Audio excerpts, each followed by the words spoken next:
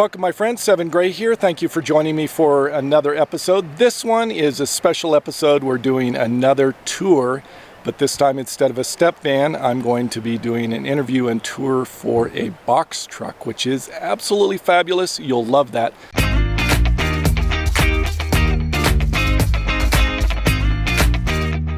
Standing next to me, I have Brian, who has created this amazing vehicle.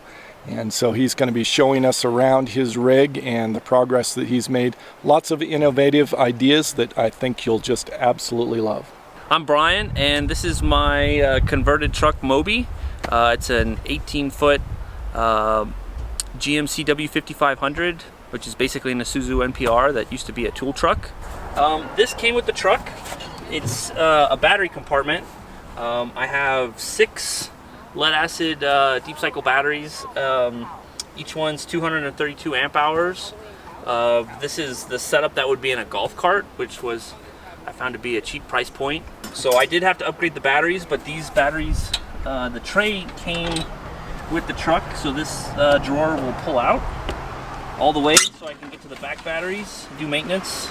On my roof I've got 1200 watts of solar power, and you know, plenty of surplus in this environment, so I wanted to make sure people knew that I can share. And I have a outdoor outlet for 110 USB and a 12 volt cigarette plug. I wanted to make sure people knew that that was free power if they needed to charge something up here at the gathering. So this undercarriage toolbox actually came from Tractor Supply, and I fit 2 25-pound propane tanks in there. They're on an automatic switchover regulator, so when one goes, it automatically switches over to the other. There's an indicator, a flag that pops up so you know one of them's empty.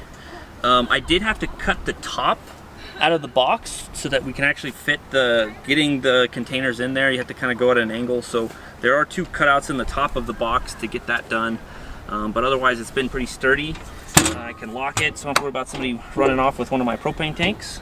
Being a tool truck, it came with this fabulous liftgate, which makes a nice patio. When I'm traveling, this folds up and locks in, but I've got the option to fold it down, get to the back door. If you're parked someplace, there's been a few cases where I've had a nice cliff or drop off to back up against, so it's kind of like a nice deck hang out. It'll go all the way to the ground, and it's electric powered hydraulic operation with a remote. This ladder here is so I can get up and do maintenance to the solar panels. I've got a little catwalk. One of the disadvantages of the tool truck is the roof isn't very structural, so I've got the rack system can carry the weight to get up there and do maintenance.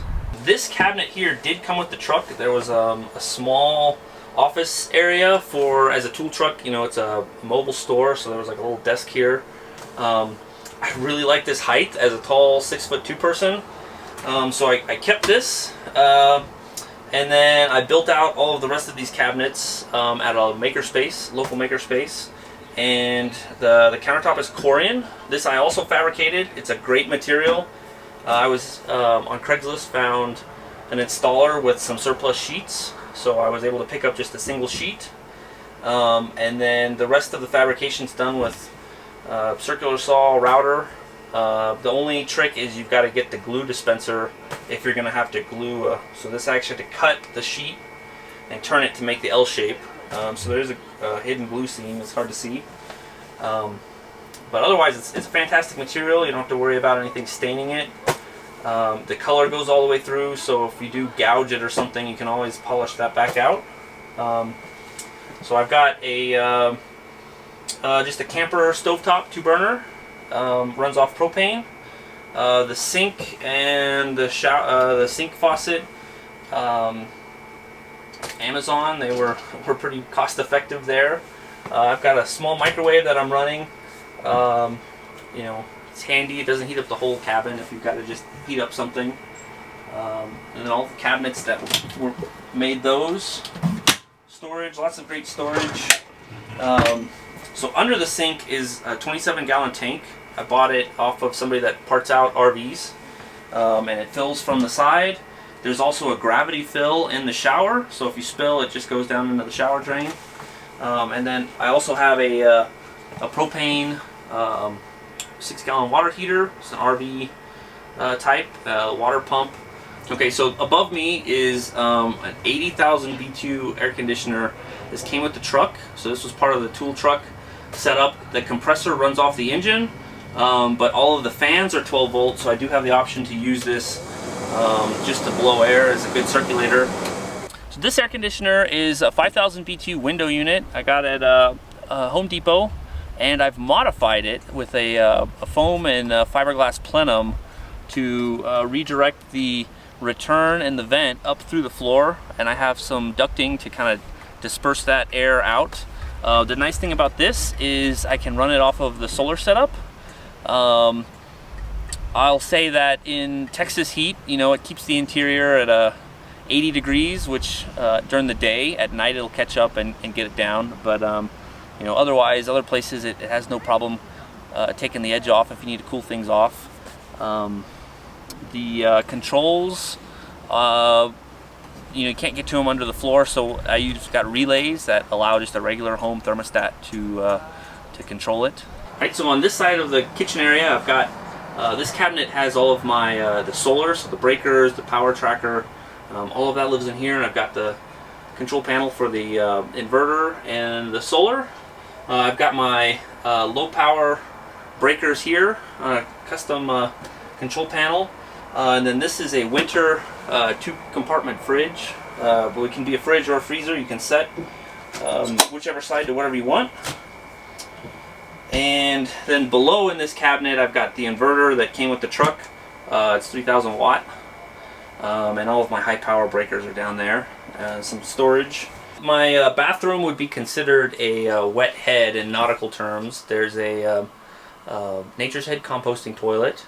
And I've got a fiberglass shower pan that I made to fit the dimensions and have a small pedestal for the composting toilet. And so then, you know, with the toilet closed, you can take a shower. It doesn't affect it getting everything wet. It's enough space for me, being a tall person.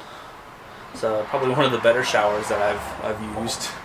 Okay, so this is a Dickinson propane fireplace is what they call it, but it's a nice little heater. It's a marine heater, a marine fireplace, so the combustion chamber is sealed. There's fresh air and exhaust go through this single tube. It's double walls.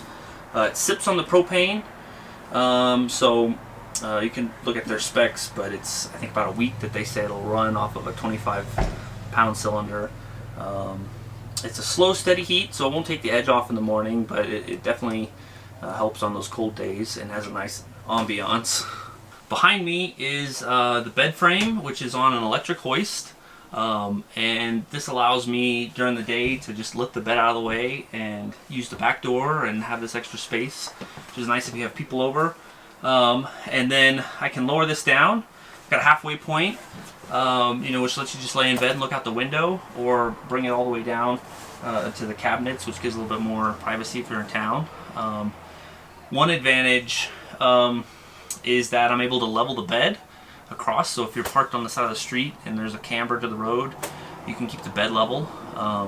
So there's a winch on either side, and the winches are actually made from a Walmart drill that's been married onto a Harbor Freight boat winch that you put on a boat trailer. And the controls here allow for individual control of up or down. And then underneath I've got some storage that uses some recycled drawers from some office furniture, and then the other side's a chest. I travel with a cat, and so his litter box is built into part of the dresser here. There's a compartment for his box that's sealed off. There's a fan that's always kind of venting down through the floor to help with any odors, and he's got a little entrance on the side here. Kind of hides that away out of sight, and he seems to be pretty happy with it. Thank you so much for a wonderful tour. I just love this box truck. For those of you who don't know, I used to own a box truck prior to having my step van. You can look back in previous episodes and see that, but nowhere near as awesome as this one is, and you've got some great ideas. I love the the bed and your little cat box thing and all the other stuff. Some great and innovative designs there. Thank you so much for your tour today. Thanks. That's all I have for this episode. Thank you for watching. Savor the moment. See you next episode.